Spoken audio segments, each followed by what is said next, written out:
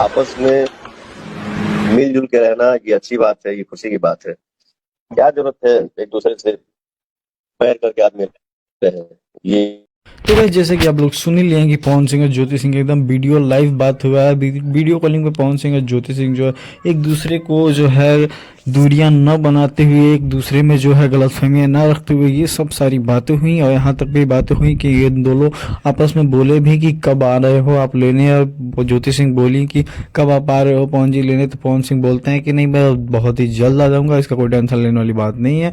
और फाइनली जो है ये लोग एकदम एक साथ होने वाले हैं भाई। अब बस जो भी है पवन सिंह ज्योति सिंह को अपने घर लेके आ जाएंगे, उसके बाद भाई पूरा महाजड़ा जो है खत्म हो जाएगा, इन लोगों की दूरियां खत्म हो जाएगी एकदम से और ये लोग एकदम साथ में हो जाएंगे। मैं बता दूं अगर हमारे चैनल पे न्यू है तो चैनल को सब्सक्राइब कीजिए और बेल आइकन को दबा के ऑल पे कर लीजिए। बाकी आप लोग बताइए कि सबसे ज़्यादा फैन आप किसके हैं, कमेंट करके जरूर बताइए।